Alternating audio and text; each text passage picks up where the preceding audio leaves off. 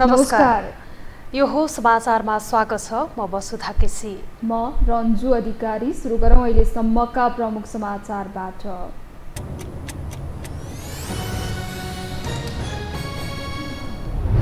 प्रधान न्यायाधीश नियुक्ति सिफारिसलाई छिट्टै पूर्णता दिने 3 दलबीच सहमति। संवैधानिक परिषदको बैठक बोलाउने तयारी, कानून मन्त्री भने अमेरिकामा।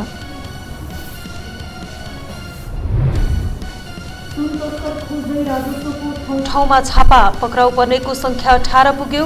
अनुसन्धान गर्न 15 दिन म्याद थप समिति बनाएर अघि बढ्न लेखा समितिको दबाव। नारायणगढ मुगलिन सडक खण्डमा पचकको पहिरोले यात्रुलाई हैरानी। आजै 2 पटक अवरुद्ध, सकेसम्म वैकल्पिक बाटो प्रयोग गर्न प्रहरीको अनुरोध। युक्रेनद्वारा रुसको राजधानी मस्कोमा ठूलो ड्रोन हमला। युक्रेन जाइलागे युद्धविराम अन्त्य नहुने रुसी राष्ट्रपतिको भनाई। शान्ति वार्ताका लागि दुवै देश शर्त राख्दै। र महिला विश्वकप फुटबलमा मोरक्कोलाई ऐतिहासिक सफलता। दक्षिण कोरिया 1-0 पराजित। फिलिपिन्स विरुद्ध नर्वेको 6 गोल।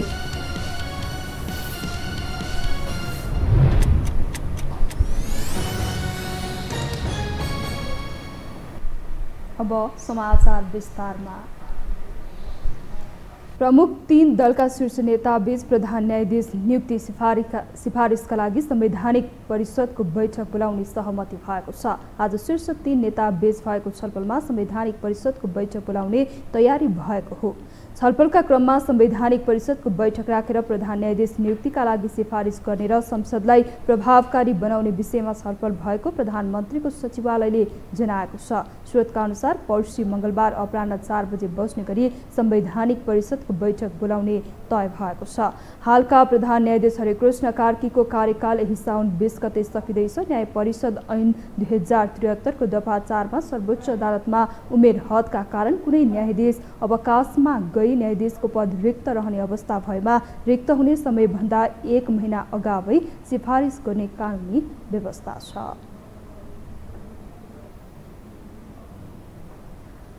सधैँ अस्थिर, सधैँ दोहोरो रणनीतिमा खेल्ने पात्रका रूपमा चित्रित प्रधानमन्त्री पुष्पकमल दाहाल प्रचण्ड 2 नाउँमा खुट्टा राखेर सत्तामा छन्। निर्णायक शक्ति होल्ड गर्ने र त्यसैमा खेल्ने उनी अहिले फायर खोल्ने र प्रहार गर्ने रणनीतिमा देखिन्छन्, जसको निशाना आफैतिर परेपछि कांग्रेस चुप लाग्ने र एमाले भड्किने अवस्था सृजना हुँदा कहिलेसम्म उनको रणनीति काम लाग्छ भन्ने प्रश्न अहिले अहम बनेको छ। एक रिपोर्ट। 10 वर्षे जनयुद्धताका होस् या शान्तिपूर्ण राजनीति, आफ्नै 2 नेता जुदाएर सधैँ नेतृत्वमा रहेका पुष्पकमल दाहाल प्रचण्ड प्रधानमन्त्री हुँदा समेत यसैको अभ्यासमा छन्। फलत आफ्नो नेतृत्व कांग्रेसले नस्वीकार्ने अवस्थामा एमालेलाई साथ लिएर प्रधानमन्त्री बनेका उनी लगत्तै राष्ट्रिय सहमतिको रटनमा लागेका थिए। उनको यही दोधारे स्वभावकै कारण जति बेला पनि फर्केर आउन सक्ने आशामै कांग्रेसले आफैलाई धोका दिए पनि ढोक्सा थापेको थियो भने राष्ट्रपति हत्याउन सफल समेत भयो। लगत्तै प्रदेशदेखि केन्द्रसम्म निर्णायक शक्तिका रूपमा कांग्रेस उभिँदा माओवादीले एक थान प्रधानमन्त्रीकै लागि सबै थेक गुमायो। यही अवस्थालाई लिएर उनको सत्ताको आयुमै प्रश्न उठाउँदै आएको एमालेले समेत छिट्टै सत्तामा फर्किन सक्ने र नयाँ समीकरण बन्ने आशा समेत देखेको थियो। यता कांग्रेस पनि आफ्नो हातमा रहेको ताला चाबीले प्रचण्डलाई कस्न सकिने आशामै थियो, जसका विरुद्ध सन्तुलनको राजनीति गरिरहेका प्रचण्डले एकाएक नक्कली भुटानी शरणार्थी प्रकरणको फाइल खोलेपछि भने ठूलो सास फेरे, जसमा कांग्रेस र एमालेबाट ठूला माछा समातिएको र दबाव कायम राखे त्यसको तार नेतृत्वसम्मै पुग्ने अवस्था देखिँदा प्रचण्ड एकाएक शक्तिशाली बन्न पुगेका हुन्। रुल अफ ल होइन, रुल बाई ल है, कानुनले नठ्याएर शासन गरेर विरोधीमाथि कानुन लगा। पहिलो कुरो त उनले अब यो नाटक होइन भन्ने 2टा प्रमाण गर्न सक्नु पर्यो है। पहिलो त के छ भने यो एक अर्कालाई ठुला नेताहरूलाई खुइलाउनु गरे हो कि भन्ने पनि देखिन थाल्यो। कांग्रेसलाई खुइलाउने, एमालेलाई खुइलाउने, माधवलाई खुइलाउने होइन। यसमा प्रचण्डलाई यो किसिमको राजनीतिमा त सफलै मान्नुपर्छ। तर उनले त जुन होइन 17,000 को हत्या, त्यसमा 5,000 त व्यक्तिगत म जिम्मा लिन्छु भन्ने यस्तो कुरा, क्यान्टोनमेन्टमा गरे भ्रष्टाचार, खै खै त पत्याउनलाई त त्यो पनि गर्नु पर्यो नि। हुन पनि 9 थरीको गठबन्धन सही ट्र्याकमा ल्याउने सवालमा होस् या नीति तथा कार्यक्रममै फेल गराउने प्रतिपक्षीलाई तह लगाउन होस् या संसदीय समिति गठन र प्रधान न्यायाधीश नियुक्तिमा एमाले खोचे थापेका बेला सडकमा समेत चर्किएको आवाजले पेलिएको अवस्थामा होस्, उनी फाइल खोल्ने कार्य नै उनका लागि सङ्कट मोचन बनेको थियो। त्यस्तै बजेटमा फेल गराउने कुरा ललिता निवासको फाइलले समेट्दा आफूलाई प्रधानमन्त्री बनाउन प्रीतम सिंहको सक्रियताबारे अभिव्यक्तिलाई लिएर एमाले राजीनामा माग्दै संसद अवरुद्ध गरेको कुरा मिटर ब्याज सम्बन्धी कानुन पास गर्न नदिने कार्यको भाष्यले नै उनलाई बचाएको थियो। विगतमा जस्तो भिडिहाल्ने सोचमा नरहेका उनी बारम्बार संसदमा प्रतिपक्षीबाटै घेरिँदा समेत जनताका काम गर्दा अवस्था प्रतिकूल भएको भाष्य निर्माणमै लागेका छन्। जहाँ 100 केजी सुन बरामदको पछिल्लो कदमले फेरि सकसमा परेका उनले भ्रष्टाचारी र तस्करी विरुद्धको जेहाद छेड्ने क्रम नरोकिएको बताएका हुन्। आइतबार समाजवादी विद्यार्थी मोर्चाको घोषणा गर्दै प्रधानमन्त्री प्रचण्डले नेपाल राष्ट्रको एकता, समृद्धि र विकास निर्माणका लागि यो लडाईँ जित्नै पर्ने बताउँदै यो कुनै आवेग र राजनीतिक स्टन्ट पनि नभएको बताएका छन्। जसरी अहिले भ्रष्टाचार विरोधी या राज्यको सम्पत्ति व्यक्तिले दोहन गर्ने, शोषण गर्ने जो व्यथितिका विरुद्ध या तस्करीका विरुद्ध एउटा जिहाद छेडिएकै छ। यो कदम यही रोकिनेवाला छैन, यो कदम निरन्तर अगाडि बढ्नेवाला छ। जसलाई फाइल खोल्ने र सहयात्री तथा प्रतिपक्षी दुवैलाई तर्साउने मनोदशाले उत्पन्न अभिव्यक्तिकै रूपमा समेत विश्लेषण गरिँदा यसअघिका फाइलहरूमा समेत उनको चेतावनी यस्तै रहँदै आएको थियो। तर नक्कली शरणार्थी प्रकरणमा दोस्रो तहको अनुसन्धान अघि नबढेको तथा ललिता निवासमा कर्मचारी मात्रै पक्राउ पर्ने अवस्थाले समेत उनको बोलीको गाम्भीर्यतामाथि प्रश्न उठिरहेको छ। जहाँ सुन तस्करीको अनुसन्धानकै क्रममा मालिक आशंका गरिएकै फरार भइसक्नु र ट्याक्सी गन्तव्यमा पुग्न नदिई बाटैमा नियन्त्रणमा लिइनुले यसको अनुसन्धान समेत भरियाभन्दा माथि नउठ्ने धेरैको आशंका छ। जहाँ उनले भने आउने दिनमा अरू भ्रष्टाचारका फाइल खुल्दै जाने भन्दै धम्क्याउन छाडेका छैनन्।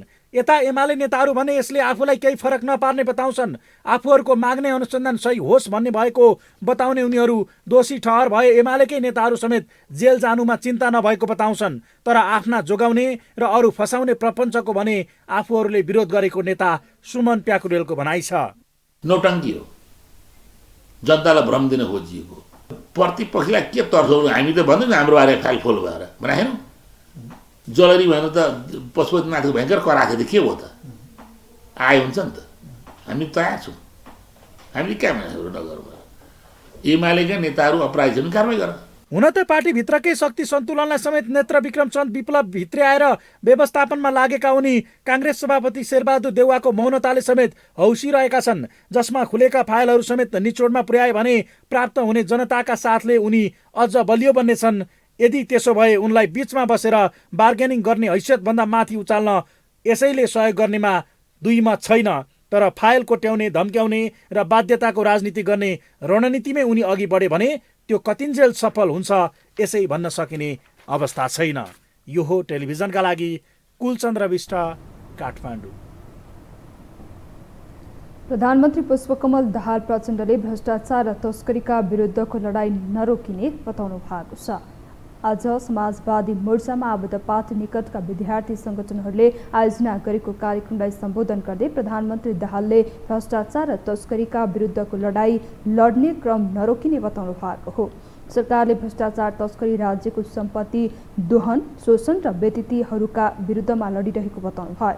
साथै उहाँले सरकारको यो कदम निरन्तर अगाडि बढ्ने पनि स्पष्ट पार्नुभयो। आगामी दिनमा भ्रष्टाचारका अरू फाइलहरू पनि खुल्दै जाने भन्दै सरकारले थालेको यस लडाईँमा आम जनताको पनि साथ आवश्यक भएको भन्दै साथ दिन प्रधानमन्त्री प्रचण्डले आग्रह समेत गर्नुभयो।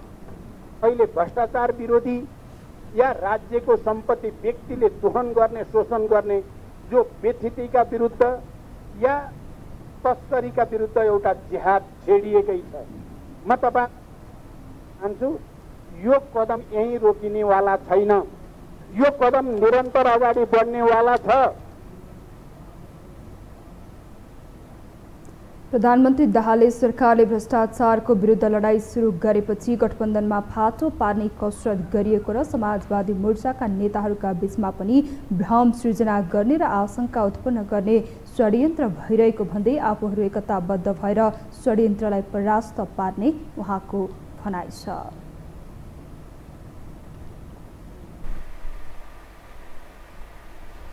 अब बाँकी समाचार। प्रतिनिधि सभा अन्तर्गत सार्वजनिक लेखा समितिले सुन तस्करी प्रकरणबारे छानबिनका लागि उच्च स्तरीय छानबिन समिति गठन गर्न सरकारको ध्यानाकर्षण गराएको छ। आइतबार सिंहदरबारमा बसेको संसदीय समितिले सुन तस्करी प्रकरणबारे निष्पक्ष छानबिन गर्नका लागि उच्च स्तरीय छानबिन समिति बनाउनु पर्ने भन्दै सरकारको ध्यानाकर्षण गराएको हो। समितिको बैठकपछि समिति सचिव एकराम गिरीले विमानस्थलबाट गैरकानूनी रूपमा भेटिएको सुन प्रकरणमाथि स्वतन्त्र निष्पक्ष छानबिन गर्न अधिकार सम्पन्न एक उच्च स्तरीय छानबिन समिति गठन गर्न सरकारलाई ध्यानाकर्षण गराउने निर्णय भएको जानकारी दिनुभयो। समितिका ज्येष्ठ सदस्य अर्जुन नरसिंह केसीले अध्यक्षतामा बसेको बैठकमा सांसदहरूले सुन तस्करीमा संलग्नलाई कानूनी दायरामा ल्याउनु पर्ने समेत बताएका थिए।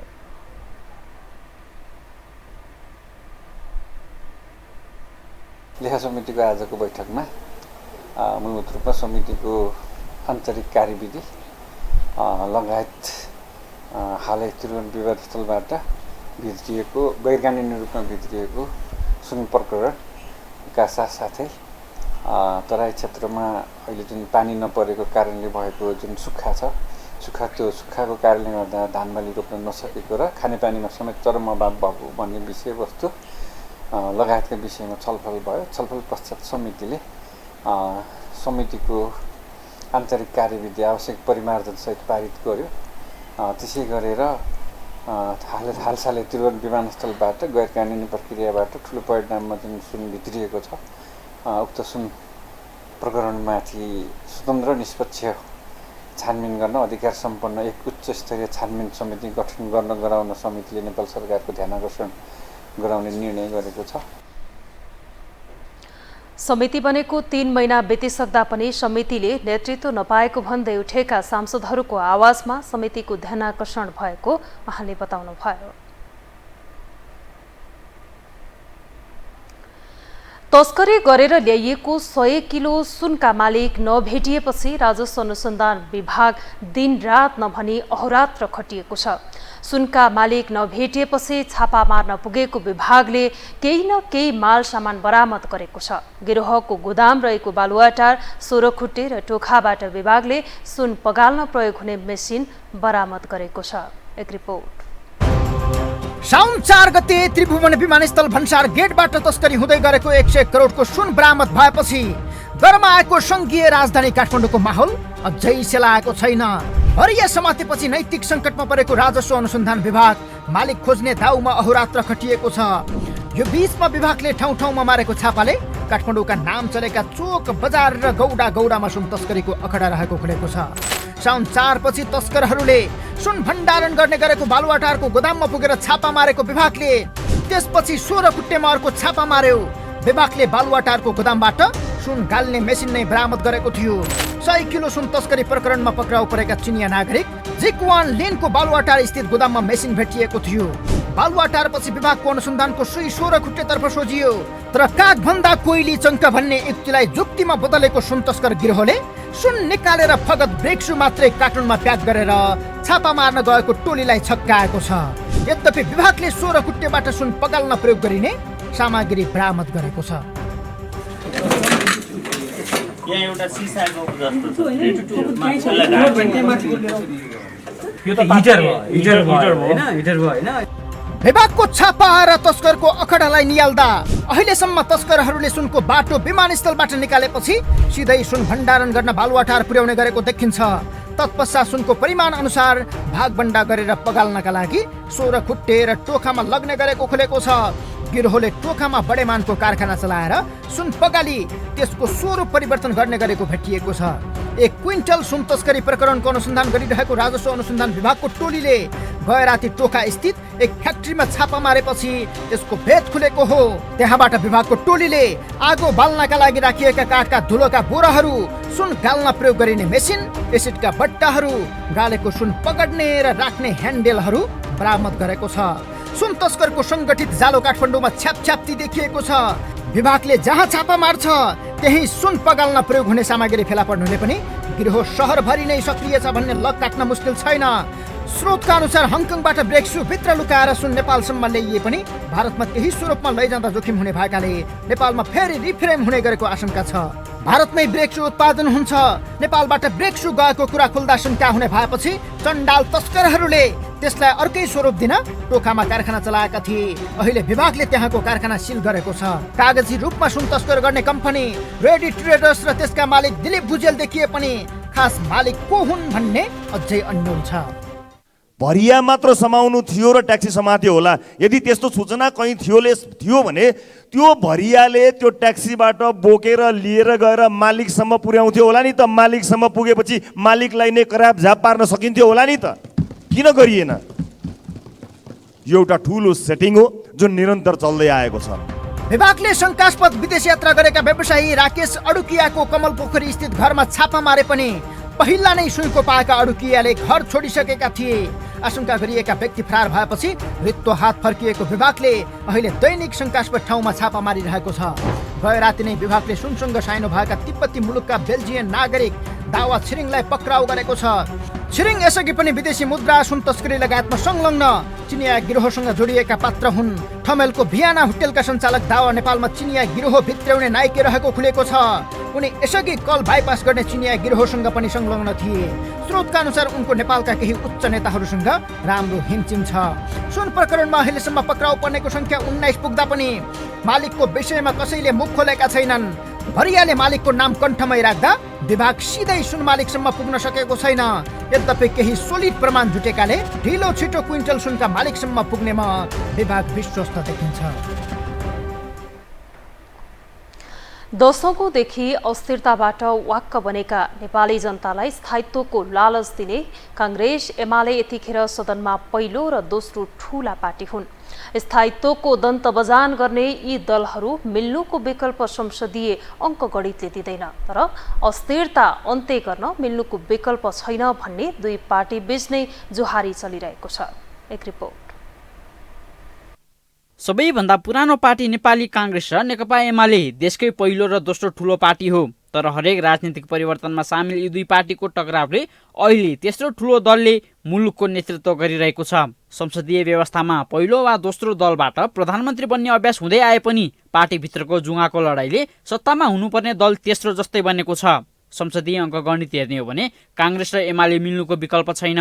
केन्द्रको मात्रै नभई प्रदेशको स्थिति पनि त्यस्तै छ, जसको सङ्केत अहिले कोशीले गरिरहेको छ।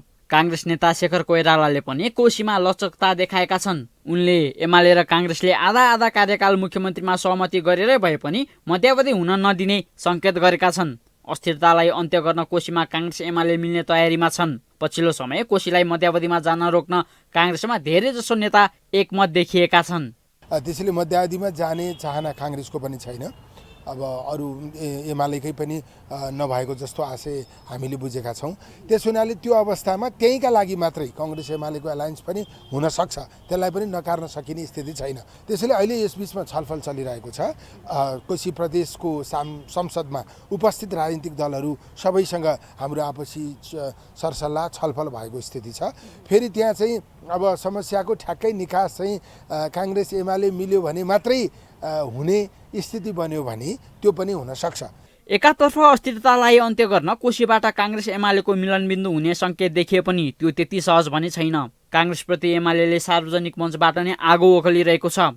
पटक पटक काङ्ग्रेसलाई नेतृत्वको प्रस्ताव गरेका एमाले अध्यक्ष केपी शर्मा ओली अहिले काङ्ग्रेसले नेतृत्वको क्षमता गुमाइसकेको टिप्पणी गर्न थालेका छन्। आफ्नो प्रस्तावलाई अस्वीकार गरेपछि रुष्ट बनेको एमाले काङ्ग्रेसले आफ्नो दुर्गति आफै रोजेको अभिव्यक्ति दिइरहेको छ। प्रचण्ड काङ्ग्रेसको कानमा समाएर अघि बढ्दा पनि काङ्ग्रेस लुरु लुरु हिँडेको भन्दै ओलीले व्यङ्ग्य गर्न भएका छन्।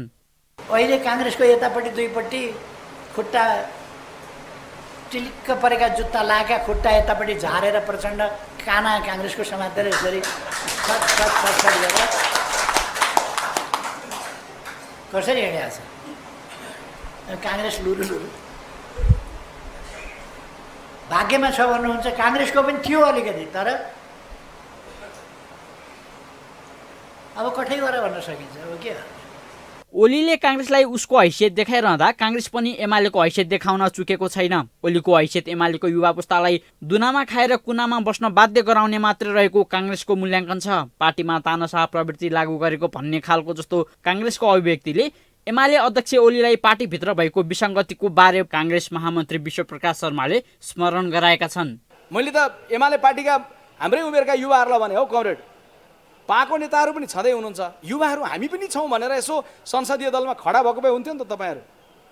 हामी त सभापति शेरबहादुर देउवाले जित्नुहुन्छ थाहा थियो त संसदीय दलमा, तर पनि युवाहरू छौँ है हामी भन्ने सन्देश दिनलाई गगन थापा उम्मेदवार बन्नुपर्छ भनेर खडा भएर हामी त उभिएर प्रतिस्पर्धा गऱ्यौँ। शेरबहादुर देउवा र गगन थापा मुस्कुराउँदै सँगसँगै उम्मेदवारी दर्ता गर्नुभयो त। हाम्रो त यस्तो छ त लोकतान्त्रिक, मुस्कुराउँदै। तपाईँहरूले चाहिँ किन नगरेको? केपी कमरेड अब तपाईँ होइन हामी भनेर कोही उभिया हुन्थ्यो नि भन्दै एकजना मित्रले के भन्नुभयो भने होइन यार अब काङ्ग्रेसमा जस्तो हाम्रो कहाँ छ र, हाम्रो त कुनामा बस्ने दुनामा खाने, हाम्रो त यस्तो अवस्था छ। एमालेका युवा नेताले नेतृत्वलाई प्रश्न गर्न नसक्ने आरोप काङ्ग्रेस महामन्त्री शर्माले लगाइरहँदा उता फेरि एमालेका उपमहासचिव प्रदीप गेवालीले जवाफ फर्काएका छन्। गेवालीले बालकृष्ण खानलाई इङ्गित गर्दै भ्रष्टाचारमा डामिएर जेल समेत पुगिसकेका नेतालाई निलम्बन गर्नुसम्म भन्न नसक्नेले एमालेमा युवा नेताहरू काम लागेनन् भन्न नसुहाउने भन्दै शर्मालाई कटाक्ष गरेका छन्। त्यसो त सदनमा दुई ठुला दल मिल्दा प्रतिपक्ष कमजोर हुनु स्वाभाविक हो, तर अहिले नै पार्टीले मिलनबिन्दु नबेर्दै एकले अर्कालाई खुल्याउन छाडेका छैनन्। त्यहाँभित्र रहेका आफूलाई युवा भन्ने, इनर्जेटिक भन्ने, बडो सिद्धान्तकारहरू भन्ने पनि तपाईँका टिभीमा आएर बहुत उफ्रिन्छन्, जनताको बिचमा गएर बहुत उफ्रिन्छन्, तर नेताको चाहिँ न्युरिमुन्टी नहुन्छ। अनि आफ्नो घर सम्हाल्न नसक्ने अर्कालाई आइडिया दिन्छ।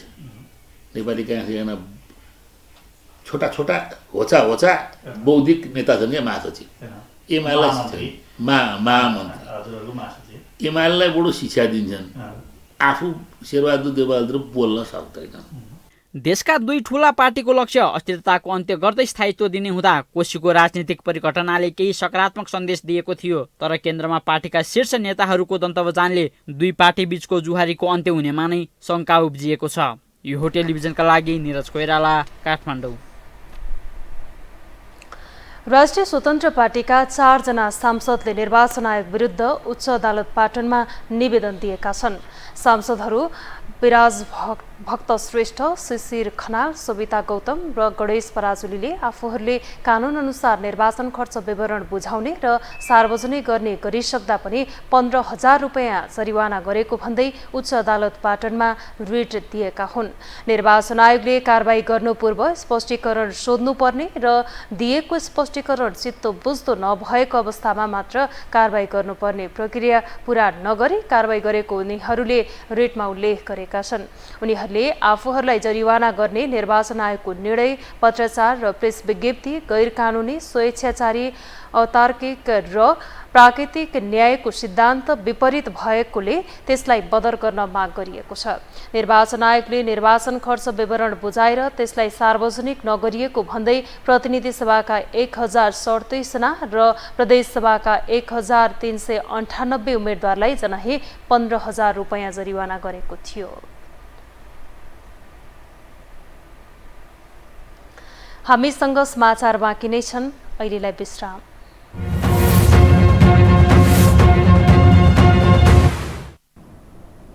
विश्रामपछि स्वागत छ। अब बाँकी समाचार। शान्ति प्रक्रियामा आएसँगै निर्वाचनबाट देशकै ठूलो दल बनेको माओवादी पछिल्लो समय निरन्तर खस्किँदो अवस्थामा छ। जसरी पनि सत्तामा रहने नेतृत्वको सोचले माओवादीको संगठन अस्त-व्यस्त बनेको छ। एक रिपोर्ट। 275 सदस्यीय संसदमा 32 सीट मात्रै भए पनि माओवादी केन्द्रका अध्यक्ष पुष्पकमल दाहाल प्रचण्ड प्रधानमन्त्री छन्। माओवादी शान्ति प्रक्रियामा आएपछि कहिले कांग्रेस त कहिले एमालेसँगको सहकार्यमा अधिकांश समय सत्तामा छ, तर पार्टी संगठन भने निरन्तर कमजोर हुँदै गइरहेको छ। सत्ता केन्द्रित हुँदा सांगठनिक अवस्था अस्तव्यस्त बनेको माओवादीकै नेताहरू स्वीकार छन्। पार्टी कम्युनिस्ट पार्टी हुनुको कारणले गर्दाखेरि चाहिँ नेगेटिभ पक्ष सहायक हो, पोजिटिभ पक्ष मेजर हो हैन, पोजिटिभ पक्ष मेजर हो। त्यस कतिपय प्रश्नको बारेमा जो तपाईँले उठाउनु भयो होला, नेगेटिभ पक्षको रूपमा कतिपय समस्याहरू रहित छन्, समस्याबाट मुक्त छन् भनेर त म भन्दिनँ। हुनसक्छ थोरै समस्याहरू हुनसक्छ, तर त्यो नै मेजर भएर डोमिनेसनको अवस्थामा छ भनेर भन्न मिल्दैन। प्रचण्डले सरकार हाँक्दै गर्दा पार्टीका गतिविधि भने प्राय शून्य अवस्थामा छ। अध्यक्ष प्रचण्ड, वरिष्ठ उपाध्यक्ष नारायण काजी श्रेष्ठ सहित 7 जना माओवादी नेता अहिले सरकारमा छन्। पार्टीका अध्यक्ष र वरिष्ठ उपाध्यक्ष नै सरकारमा गएपछि पार्टी गतिविधिमा समेत असर परेको छ। तर माओवादी नेताहरू केन्द्रीय समिति बैठकबाट पार्टीले पुनर्जीवन पाउने दावी गर्छन्। माओवादीको केन्द्रीय समिति बैठक यही साउन 17 गतेदेखि काठमाडौँमा बस्दैछ। केन्द्रीय समिति बैठकमा प्रस्तुत गर्ने राजनीति तथा सांगठनिक प्रतिवेदन तयार पार्न माओवादी नेताहरू व्यस्त छन्। प्रतिवेदनको तयारी, संगठनात्मक प्रतिवेदन, राजनीतिक प्रतिवेदन, त्यसपछि केन्द्रीय समितिको बैठकलाई कसरी लैजाने र पदाधिकारीहरूको सुझावहरू के छ त्यसको बारेमा मुख्य छलफल हो। पार्टी बालुवाटार र सिंहदरबार केन्द्रित भएकै कारणले संगठन भज्रगोल भएको माओवादी कार्यकर्ताहरूको गुनासो छ। माओवादी भित्र कुटगत गतिविधिहरू पनि बढ्न थालेको छ। नेताहरू परशुमान पुन र जनार्दन शर्माको टकरावका कारण देव गुरुङलाई महासचिव पदमा चिट्ठा परेको छ। नेत्रविक्रम चन्द विप्लवलाई महासचिव बनाएरै भए पनि पार्टी एकता गर्ने सोचमा प्रचण्ड छन्, तर वर्षमान र जनार्दनलाई प्रचण्डको उक्त योजना मन परेको छैन। अखिल क्रान्तिकारीको कार्यक्रममा उपमहासचिव त्रय वर्षमान, जनार्दन र शक्ति बस्नेतले एक ठाउँमा उभिएको सन्देश दिए। यथास्थितिमा माओवादी चल्न नसक्ने निष्कर्ष नेताहरूको छ। तर विकल्प त के ठोस जवाफ नेताहरूसँगै छैन। यद्यपि विचार मिल्ने पार्टीहरूसँग एकता गर्दै जाने रणनीति माओवादी नेतृत्वमा छ। हाम्रो पार्टीलाई वास्तविक कम्युनिस्ट पार्टी र शक्तिशाली कम्युनिस्ट पार्टीको रूपमा रूपान्तरण गर्नको निम्ति यथास्थितिलाई तोड्नुपर्छ भन्ने हाम्रो विश्वास हो। हाम्रै पार्टीमा पनि जसरी राज्य र समाजमा केही समस्याहरू देखा परे, हाम्रै पार्टी पनि थुप्रै सकारात्मक पक्षहरू सहित यही पार्टी हो जसले यत्रो ठुलो परिवर्तनको निम्ति मुख्य निर्णायक भूमिका खेल्यो। यही पार्टी हो जसले प्रतिबन्धको विरुद्ध सबभन्दा निर्णायक भूमिका खेल्यो। यही पार्टी हो जसले यो ऐन मौकामा सबै शक्तिहरूलाई एक ठाउँमा ल्याएर संयोजनकारी भूमिका खेलिराखेको छ। तर हाम्रो पार्टीले पनि नेपालमा साँच्चै समृद्धिलाई खड्को पार्नेमा पुर्याउने हो र समाजवादको आधार तयार पार्ने हो र समाजवादी निर्माणको नेतृत्व गर्ने हो भने हाम्रो पार्टीले आफूलाई अहिलेको स्थितिमा राखेर हुँदैन। वामपन्थी शक्ति निर्माणको लागि मोर्चा हुँदै पार्टी एकतासम्मको प्रयासमा माओवादी छ। 4वटा पार्टी मिलेर समाजवादी मोर्चा पनि बनेको छ, तर चारतिर फर्किएका दलहरूबीच तत्काल एकताको सम्भावना देखिँदैन। यो हो टेलिभिजनका लागि पासाङ शेर्पाको रिपोर्ट।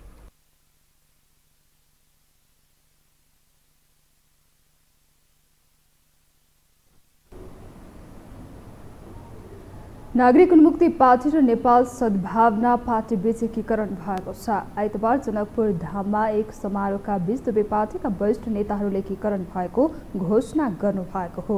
एकीकरण कार्यक्रमलाई सम्बोधन गर्दै नागरिक उन्मुक्ति पार्टीका संरक्षक एवं नेता रेशमलाल चौधरीले मधेसवादी दलहरूले आफूसँग धोकाधडी गरेको आरोप लगाउनु भयो। उहाँले जनकपुर जान नदिनका लागि मधेसवादी नेताहरूले प्रतिबन्ध लगाउने निर्देशन पार्टी कार्यकर्तालाई दिएको भन्दै नेता चौधरीले मधेसको आन्दोलनका लागि आफू 8.5 वर्षसम्म जेलमा बस्नु परेको गुनासो समेत गर्नुभयो। एक दिन कुछ दिन पहले मैं जनकपुर में आया था तो जनकपुर का महंत ने कहे थे कि रेशम बाबू आप तो सारा मधेश के लाल हैं। मैं मधेश का लाल हूँ नहीं लाल हूँ मुझे मालूम नहीं है, लेकिन मधेश में क्रांति लाने के लिए ये रेशम लाल चौधरी जरूर तैयार है कि आगामी 2084 में मिशन 2084 में नागरिक उन्मुक्ति पार्टी जबरदस्त जनकपुर से चुनाव जीतेगा और मधेश में अपना उपस्थिति बनाएगा और मधेश का सरकार का नेतृत्व करेगा। एकीकरण कार्यक्रममा नेपाल सद्भावना पार्टीका महासचिव राजेन्द्र चौधरी र नागरिक उन्मुक्ति पार्टीका लक्ष्मण थारू लगायत दुवै पार्टीका केन्द्रीय, प्रादेशिक र जिल्ला स्तरीय नेता कार्यकर्ताहरूको उपस्थिति रहेको थियो। नक्कली भुटानी शरणार्थी प्रकरण, ललिता निवास र सम्म आइपुगेको प्रचण्ड सरकार नीतिगत रूपमा भएका अन्य ठूला भ्रष्टाचारको फाइल खोल्ने लाइनमा छ। सुरुवाती दिनदेखि नै सुशासनको रटान लगाएर आक्रामक हुँदै फाइल खोलिरहेको प्रचण्ड सरकारमाथि अहिले भने व्यापक फायर हुँदैछ। प्रतिपक्षी भने आफ्नालाई जुगाएर अरूलाई फसाउने खेल सरकारले गरिरहेको भन्दै असन्तुष्टि पोखिरहेका छन्। एक रिपोर्ट। प्रधानमन्त्री पुष्पकमल दाहाल प्रचण्ड कुशासन विरुद्ध सुशासनको अभियानकै शैलीमा सार्वजनिक कार्यक्रममा उपस्थित हुने गरेका छन्। नक्कली भुटानी शरणार्थी प्रकरण ललिता निवास र विमानस्थलबाट 100 किलो सुन समातेपछि वाहावाही कमाएका प्रचण्ड त्यही भएर हौसिँदै भन्छन् यो त टेलर मात्रै हो, पूरा चलचित्र अझै सुरु हुन बाँकी छ। आइतबार मात्रै पनि प्रचण्डले समाजवादी मोर्चाको विद्यार्थीहरूको मोर्चा घोषणा कार्यक्रमलाई सम्बोधन गर्दै ठूला भ्रष्टाचारको फाइल खोल्ने उद्घोष गरे। मूलत प्रचण्डले अहिले संकेत गरेको ठूलो फाइल झापाको गिरिबन्धु टिए स्टेट हुन सक्ने आकलन गरिएको छ, जसमा एमाले मुछिने देखिन्छ। जसरी अहिले भ्रष्टाचार विरोधी या राज्यको सम्पत्ति व्यक्तिले दोहन गर्ने शोषण गर्ने जो व्यथितिका विरुद्ध या तस्करीका विरुद्ध एउटा जिहाद छेडिएकै छ। म तपाईँ चाहन्छु यो कदम यही रोकिनेवाला छैन, यो कदम निरन्तर अगाडि बढ्नेवाला छ। चुनाव ताका पार्टीको घोषणा पत्रमा सुशासन भनेर ठुलठुला अक्षर लेखेर प्रचार गर्ने पार्टीका नेता कार्यकर्ताहरू नै अहिले धमाधम भ्रष्टाचार काण्डमा जाकिँदैछन्। सरकारले भ्रष्टाचारीलाई तह लगाउने भनेर कर्मचारीमाथि चार्ज लगाउँदा शक्ति र पहुँच भएकाहरू अनुसन्धानको दायरा बाहिर रहेका छन्। प्रचण्ड सरकारले अहिले जति नै सुशासनको गीत गाए पनि सुन प्रकरणमा जोडिएका माओवादी नेता कृष्ण बहादुर महराका बाबु छोरालाई काखी च्याप्दा सरकार माथि नै प्रश्न छ। भ्रष्टाचारीको जरो किलो उखाल्छौं भन्दै गर्जने अनि छोरी कुटेर बुहारी तर्साउने शैलीमा आफ्नालाई काखी च्यापेर अर्कालाई झम्टने प्रचण्ड सरकारको शैलीले जति नै सुशासनको नारा लगाए पनि त्यो अपूर्ण हुन्छ। मोर्चामा एकताबद्ध हुने गरेर समाजवादी मोर्चा नेपाल बनाएका छौँ भने जोसँग एकता र विघटनको प्रक्रिया अगाडि बढाउन सकिन्छ त्यसको निम्ति पहल गर्ने गरेका छौँ। त्यसरी पार्टीलाई पनि रूपान्तरण पुनर्गठनको प्रक्रिया अगाडि बढाउने, अहिलेको सरकार जो कार्यगत एकतामा आधारित छ त्यो सरकारलाई निरन्तरता दिने र सामाजिक न्यायको समृद्धिको लक्ष्य हासिल गर्ने कुरालाई केन्द्रबिन्दुमा राखेर सुशासनसहित अगाडि बढ्ने यही दिशामा हामी सरकार अगाडि। देशमा सुशासन कायम हुँदा नै विकासका कामले निरन्तरता पाउँछ, जनताले राहतका महसुस गर्न पाउँछन्। देश हाँक्ने शासकले आफ्नो स्वार्थबाट माथि उठेर जनताको हितका लागि समग्र विकासमा स्वच्छ तवरले शक्ति र स्रोतको परिचालन गर्न आवश्यक छ, तर जनताले त्यसको महसुस अझै गर्न सकेका छैनन्। राजनीति दलको घोषणापत्र होस् वा सरकारका नीति कार्यक्रम नै किन नहोस्, सबैमा सुशासनको चर्चाले बढी महत्त्व पाएको छ। तर मुलुकमा दिन 2 गुण रातमा 4 गुणको दरले भ्रष्टाचार, अनियमितता, ठगी र बेरोजगार लगायतका समस्या बेकराल रूपमा बढेको छ। अहिले सरकारले 1-2 संगठित रूपमा भएका घोटालाको फाइल खोलेको छ र दोषी जो कोही भए पनि हदैसम्मको कारबाही हुने दाबी समेत गरेको छ। यता प्रतिपक्षले भने सुशासन भन्दै सरकारले आफूलाई मन नपरेको मान्छेलाई डाम्ने र मन परेकालाई च्याप्ने गरेको भन्दै विरोध जनाइरहेको छ। एमाले अध्यक्ष केपी शर्मा ओलीले सुन प्रकरणमा गृहमन्त्री नै संलग्न भएको आक्षेप समेत लगाएका छन्। गृहमन्त्रीको क्रियाकलाप गैर जिम्मेवार, आफू गृहमन्त्री भएर यसको भए पनि उसको भए पनि यस्ता खालका चाहिँ गैर जिम्मेवार कुरा गरेर हिँड्ने गृहमन्त्रीले बताउनु पर्यो उहाँको संलग्नता छ छैन। यसमा सानोतिनो संलग्नताबाट त यो काम त भएको छैन होला। उहाँको चाहिँ संलग्नता छ कि छैन, छैन भने कसको संलग्नता छ, को छ यसमा? नक्कली भुटानी शरणार्थी प्रकरणदेखि सुन प्रकरणसम्म आइपुग्दा अझ अरू थुप्रै भ्रष्टाचारका फाइलहरू खुलिरहे पनि जरैसम्मको कारबाहीमा सरकार चुकिरहँदा राजनीतिशास्त्री प्राध्यापक कृष्ण खनाल भने देशमा नेतृत्वकर्ता नै कर्तव्य विमुख हुँदा देश सुशासन उन्मुख हुनुपर्नेमा कुशासनतिर धकेलिएको बताउँछन्। दोषीलाई कारबाही भन्दा आफ्नोको संरक्षण गर्न लागेकाले देशमा यस्ता ठुलठुला प्रकरण मौलाएको उनको भनाइ छ। त्यसो बिर्सेर अब राजनीति भनेको लुटको धन्दा, अगाडि आयो नि कहिले यो पशुपति शर्माको गीत होइन, सक्छौ जति सक्दो लुटा भनेर होइन। त्यो कुराहरू किन त तपाईँको यो अहिले छ? यो अहिले व्यवहारगत कुरा हो। मान्छेले आफ्नो ठाउँ छोडेको छ, हेर्नुहोस्, सबैले ठाउँ छोडेका छन्। अर्को ठाउँमा बसोस् भने काहीँ हुन्छ र?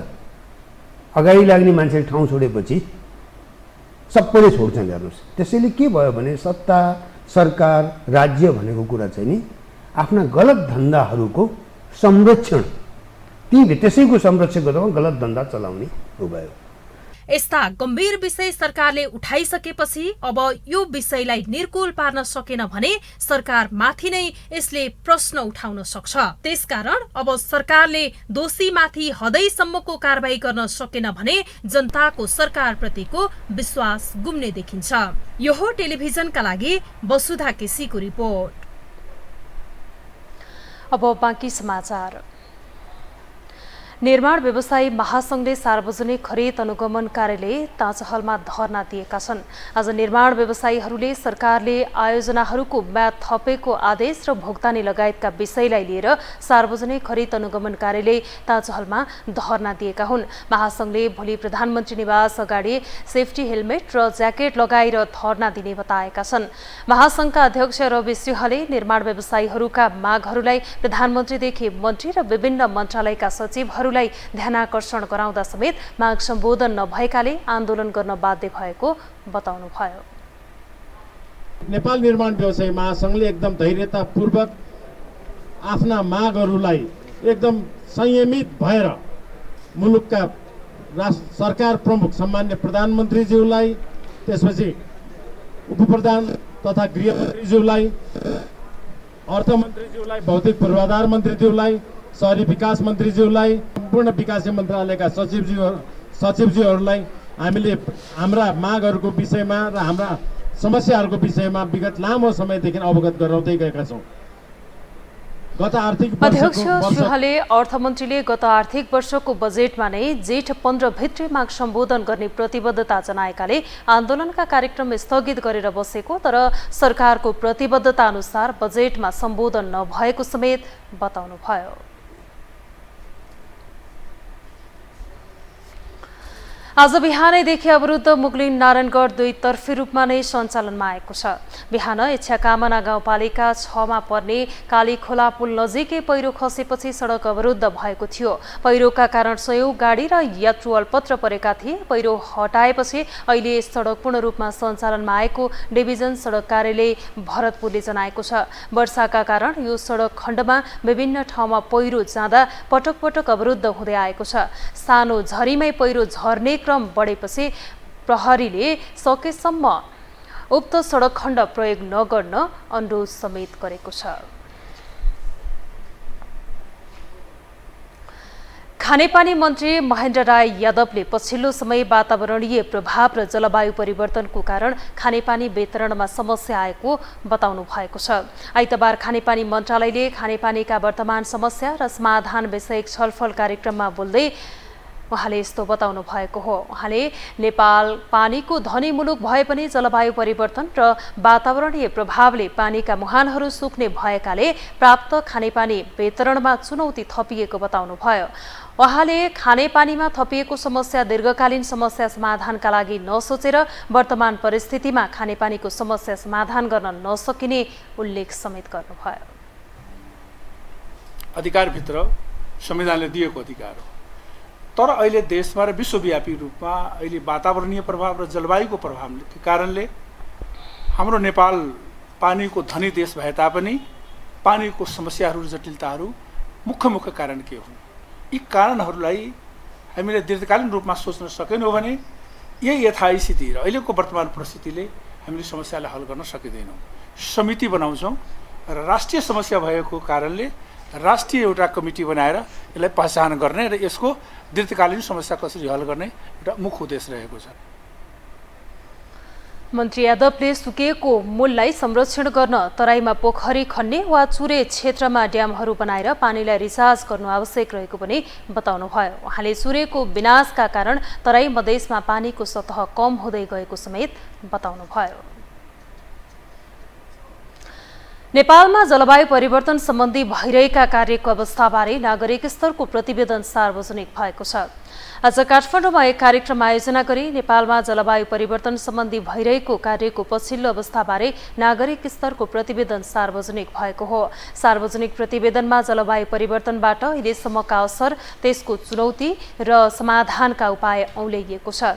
प्रतिवेदनमा नेपाललाई जलवायु परिवर्तन सम्बन्धी समस्या न्यूनीकरणका काम गर्न नेपाललाई वार्षिक 4.5 खर्ब अमेरिकी डलर आवश्यक रहे पनि नेपालले भने 50 अर्ब मात्रै छुट्याएको र सो रकम 4 खर्बले कम रहेको बताइएको छ। त्यस्तै जलवायु परिवर्तन सम्बन्धी पर्ने समस्याको समाधानका लागि अर्थव्यवस्थापनमा ठूलो चुनौती रहेको प्रतिवेदनमा उल्लेख छ। कार्यक्रममा जलवायु तथा विपद विज्ञ डाक्टर धर्मराज उप्रेतीले जलवायु परिवर्तन सम्बन्धी आउने रकम स्थानीय स्तरमा जानुपर्ने बताउनुभयो। रिकमेन्डेसन छ र त्यो चाहिँ क्लाइमेट एक्सन जति पनि अहिले चाहिँ यो नापा र न्याप भनौँ न, न्याप र न्याप पछाडि अहिले डिस्कसन के पनि भइरहेछ भनेपछि जुन लोकल गभर्मेन्टले एलटिसिआरपी वा लापा र त्यसको इन्टिग्रेसनको कुरा चलिरहेको छ, दुईवटा मन्त्रालयले त्यो मिलाउलान्। अर्थात् जे भए पनि जुन पालिकाले क्लाइमेट र डिआरआरको इन्टिग्रेटेड पोलिसी या प्लान बनाउँछ त्यसले चाहिँ इन्टरनेसनल फाइनेन्सियल फेसिलिटी पाउन एलिजिबल हुन्छ भन्नेतिर गइरहेको हुनाले अब हामीसँग भाँडो नै तयार छैन, पैसा देऊ मात्रै भनेपछि कहाँ हाल्छ पैसा भन्ने कुरा तयार भएन भने हाम्रो जुन इन्भेस्टमेन्टको चाहिँ एजेन्डा छ सिभिल सोसाइटी उठाउने बढाउनुपर्छ भन्ने कहाँ बढाउनु? त्यो हुनाले त्यो इन्भेस्टमेन्ट बढाउने भाँडो तयार गर्नुपर्छ र त्यो हुनाले क्लाइमेट फाइनेन्स चाहिँ लोकल लेभलमा पुग्ने मेकानिजममा पनि काम गर्नुपर्छ भन्ने एउटा। कार्यक्रममा बोल्दै अन्य वक्ताहरूले कामको जिम्मा लिएपछि योजना अनुसार काम हुन नसकेको गुनासो गरे।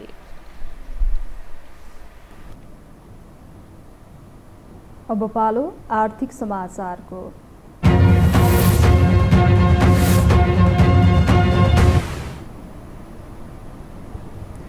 नेपाल राष्ट्र बैंकका गभर्नर महाप्रसाद अधिकारीले बाह्य क्षेत्रमा सुधार र तरलता सहजताले आगामी वर्ष अर्थतन्त्र सहज हुने देखेर लचिलो मौद्रिक नीति आएको बताउनु भएको छ। आज काठमाडौँमा आयोजित एक कार्यक्रममा उहाँले तरलता सहजताले राष्ट्र बैंकलाई आगामी वर्ष सहज हुने देखेर लचिलो मौद्रिक नीति अपनाएको बताउनु भयो। उहाँले राष्ट्र बैंकले अर्थतन्त्रको समग्र स्थितिको स्पष्ट आत्मसमीक्षा सहित चालु आर्थिक वर्षको मौद्रिक नीति ल्याएको बताउनु भयो। उहाँले राष्ट्र बैंकले मौद्रिक नीति मार्फत 7% को नीतिगत दरलाई 6.5% बनाउनु नै लचकता अपनाएको बताउनु भयो। मौद्रिक नीतिको रेट ल्याइराख्दाखेरि चाहिँ हामीले टेक्निकल्ली ल्याएछौँ, प्राविधिक हिसाबले नै त्यो क्यालकुलेसन गरेर ल्याएछौँ र हामी धेरै आशावादी छौँ।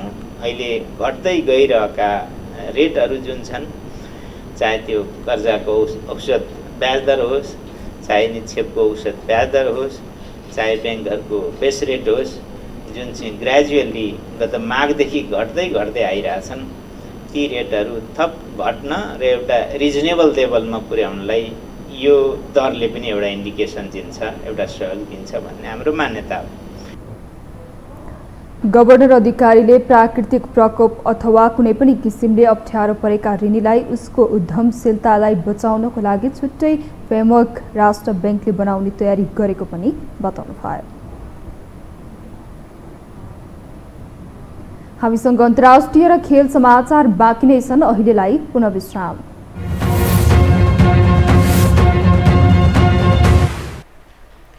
विश्रामपछि स्वागत छ। अब पालो अन्तर्राष्ट्रिय समाचारको।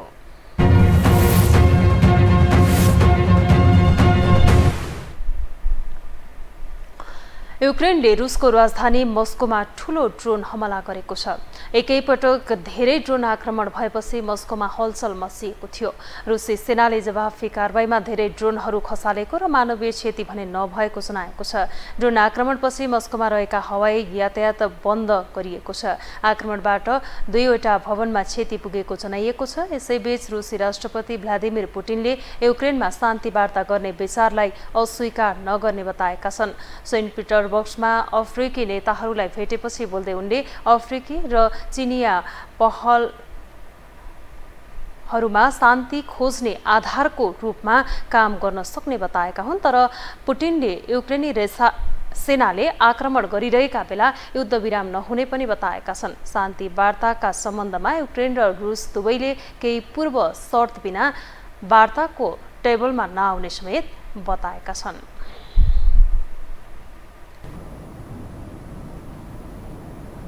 अब पालो खेल समाचारको।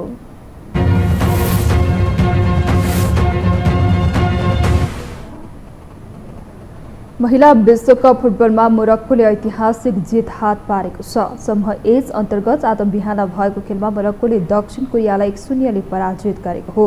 फिफा वरियतामा 17औं स्थानमा रहेको दक्षिण कोरियालाई 72औं स्थानमा रहेको मोरक्कोले स्तब्ध पार्दै विश्वकपमा पहिलो जित निकालेको हो। अस्ट्रेलियाको हिन्द मरा स्टेडियममा भएको खेलमा मोरक्कोका लागि इब्तिसाम जराइदीले खेलको 6औं मिनेटमा गोल गर्दै अग्रता दिलाएकी थिइन्। न्युजिल्यान्ड लिग चरणबाट बाहिरिएको छ। समूह एबाट समूह आयोजक न्युजिल्यान्डको अनुपस्थितिमा स्विजरल्यान्ड र नर्वे अन्तिम 16मा पुगेका छन्। स्विजरल्यान्डले न्युजिल्यान्डलाई गोलरहित बराबरीमा रोकेको थियो। अर्को खेलमा नर्वेले फिलिपिन्सलाई 6-0 ले सजिलै हरायो। 3 खेलबाट 5 अङ्कसहित स्विजरल्यान्ड समूहको शीर्ष स्थानमा रहेको छ।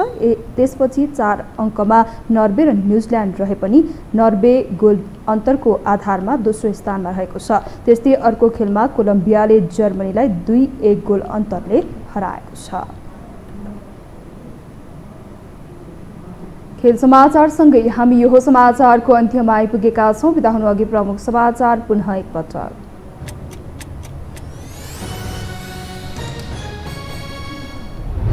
प्रधान न्यायाधीश नियुक्ति सिफारिसलाई छिट्टै पूर्णता दिने 3 दलबीच सहमति। संवैधानिक परिषदको बैठक बोलाउने तयारी, कानुन मन्त्री भने अमेरिकामा।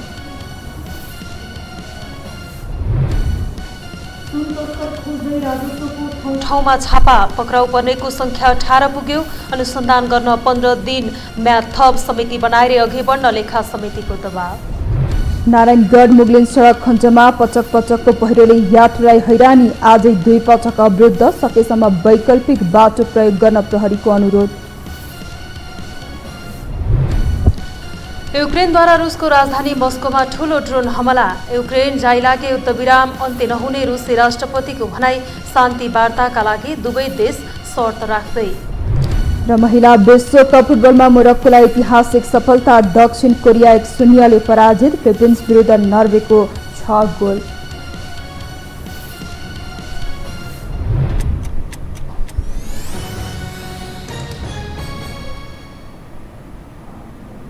हवस् त यो समाचार सकियो। समाचार बुलेटिनका साथै यो टेलिभिजनका सम्पूर्ण कार्यक्रम यो टेलिभिजन.com, यो खबर.com, युट्युब र फेसबुकमा पनि पढ्न र हेर्न सक्नुहुनेछ। मोबाइलमा यो टिभी एप डाउनलोड गरी हामीलाई प्रत्यक्ष हेर्न सक्नुहुनेछ। तथ्यसहितको निष्पक्ष समाचार तथा मनोरञ्जनका लागि हेर्दै रहनुहोला यो टेलिभिजन। नमस्कार।